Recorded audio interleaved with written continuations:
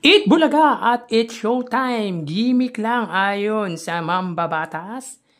Yan ang pag-uusapan natin patungkol sa dalawang pananghaliang programa dito sa bansa, ang Showtime at ang Eat Bulaga. Pero bago yan at bago natin umpisahan ang online viewership ng dalawang pananghaliang programa dito sa bansa, ay humihiling ako na pakisubscribe ang aking YouTube channel. Paki-like and share na din po mga parokya para mas dumami pa po ang makapanood ng content natin. Maraming salamat po sa inyo mga kaparokya. So mga kaparokya, isang mambabatas po ang tila minaliit ang dalawang noontime show dito sa bansa, ang Eat Bulaga at ang It's Showtime. Dahil ayon sa mambabatas, or sabihin na natin na si Senadora Bato de la Rosa, ay ang Senado daw ay hindi para TV noontime show na gimmick lamang. Ating panoorin at tayo'y matawa sa argumento ng mambabatas na ito. Pagpangalaga sa lahat ng miyembro ng Senado ay isang tungkulin ng Senate President. I just would like to bring to the attention of the Senate President. I came across with the news. Now when the Senate President was asked by a certain Christian Esguerra regarding the minority taking up the question about the custody of Bryce Hernandez. Ito po ang sagot ng ating Senate President, which I find it very sad because being the Senate President, we hope that you are going to take care of not only the majority, because you're not the majority leader, you're the Senate President, and we hope that the majority and the minority will be taken care of by the leadership of the Senate. And if I quote your answer, Mr. President, gimmick yan ng minority. Hindi ba nila naiisip na baka si Martin Romualdez ang tuta ko? Makabintang sila porque pinagbigyan ko yung TRICOM, tuta na ako. May ginawa ba akong illegal? Yung request ng House of Representatives, illegal? Hindi. Ang gusto ninyo, awayin ko yung House of Representatives on day one. Mamatay sila sa sama ng loob. So, malungkot lang ito, dalawang punto, Mr. President. Unang-una, yung mamatay sila sa sama ng loob. Kami, Mr. President, hindi mo po kami mapatay sa sama ng loob dahil hindi na po masama ang loob namin dahil tanggap na namin na kami ang minority. Ang kinasama lang ng loob namin is bakit kailangan pang patayin kami sa sama ng loob? Hindi na po masama ang loob namin. Tanggap na namin na kami minority. At pangalawang punto, Mr. President, gimmick lang ng minority yan. Ang Senado po, hindi po ito noontime TV show na puro gimmick ang ating tinitingnan dito. Kami po ay nag-raise dito ng legitimate issues which requires legitimate attention. So, Mr. President, ako po ay nalulungkot, which brings me to my parliamentary inquiry, Mr. President, na yung si Bryce Hernandez, yung kanyang custody was transferred, physical custody, I'm talking about physical custody, was transferred from the Pasay City Police Station to the Senate Sergeant at Arms room. Through yung from correction, from Camp Crame to Pasay, it was done through plenary action. Now, lately we heard that he was again transferred from Pasay to the Senate without plenary action. This is my parliamentary inquiry. Kung isang parliamentary action can be subverted by an action which is not a parliamentary action. Yun lang tanong ko, matter of procedure lang, Mr. President. Dahil kung ganun, kailangan klaruhin natin yung ating rules. Thank you, Mr. President. Before I recognize the majority leader to place on record the recommitment of Mr. Hernandez, when I said mamatay sila na sama ng loob, we were addressing the trolls because it was the trolls who were saying something to that effect. na misunderstood nila completely. No? I'm not supposed to do this. I'm not supposed to answer you here in the rostrum, but I cannot help but do that because you took the floor. And parang sinisita mo yung Senate President, which is very unparliamentary. But nevertheless, I will answer you. Ano? Like, for example, yung sinasabi nila na sumunod daw ako kay Martin Romualdez. Just because I mentioned that Martin Romualdez called me, does not mean that ako'y sumunod sa kanya.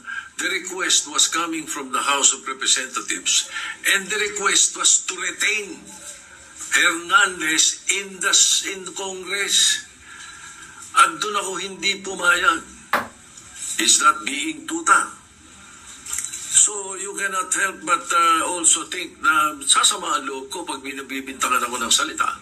Hindi po ba? So ayun, anyway, mabuti din masagot natin yan. At sinasabi ko sa kanila, yung mga trolls, yung mga sinasagot namin. So yun nga mga kaparokya, what an argument with that lawmaker. Nakakaya mga kaparokya, meron tayong mambabatas na ganyan mag-isip. Dinadamay pa ang Itbulaga. Knowing naman na si Tito Sotto ang pinatutungkulan nito dahil isa si Tito Sotto sa host po or sa original host ng Itbulaga.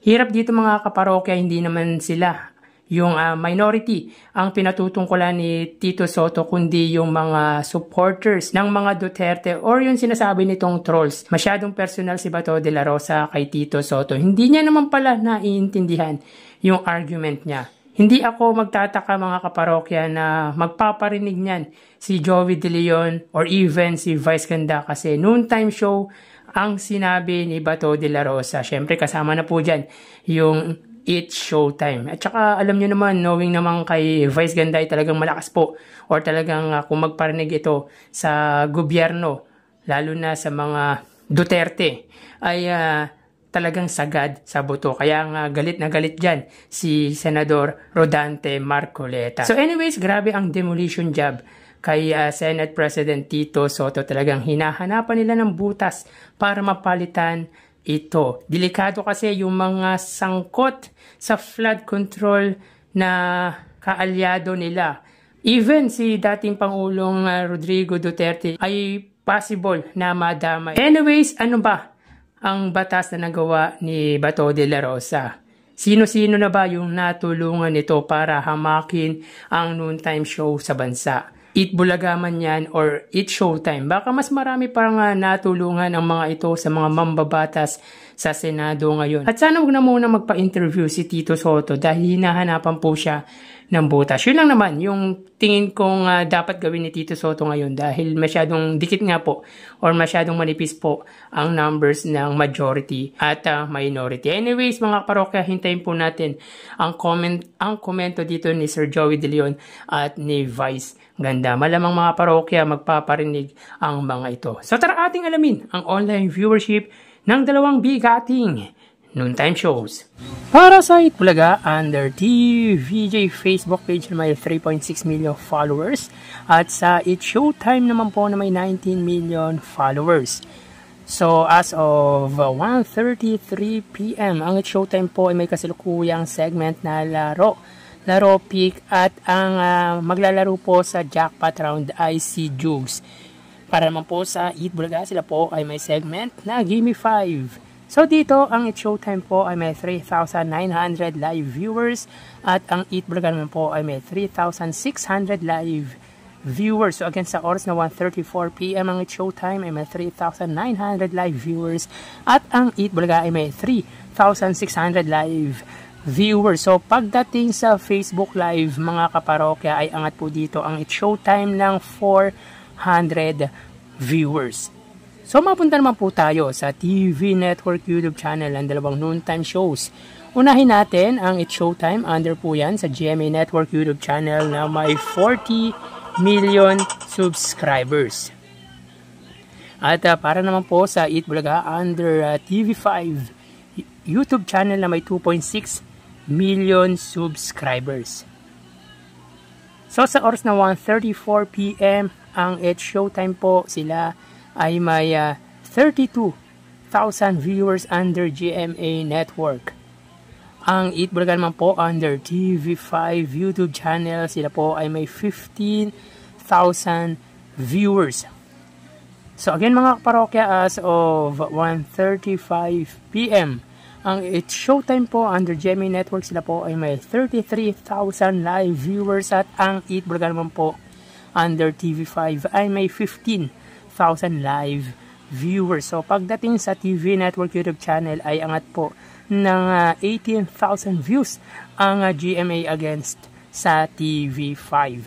So, mapunta naman po tayo sa main YouTube channel ng dalawang noontime shows para po sa It's Showtime under ABS-CBN It's Showtime na may 2.69 million subscribers, at sa Eat Bulaga naman po under Eat Bulaga TVJ YouTube channel na may 1.66 million subscribers. So, sa oras na 1:35 PM, ang It's Showtime, sila po ay may 93,000 viewers, at ang Eat Bulaga naman po, sila ay may 139,000 viewers. So again, sa oras na 1:36 PM, ang It's Showtime po, sila ay may 93,000 live viewers, at ang Eat Bulaga naman po ay may 139,000 live viewers. So bali, ang total na nakuha ng dalawang noontime shows ay, mga kaparokya, bali ang total na nakuha ng dalawang noontime shows para po sa It's Showtime ay 129,000 viewers, at sa Eat Bulaga ay 157,000 viewers. So again, ang It's Showtime po ay may 129,000 total views, at ang Eat Bulaga ay 157,000 live viewers.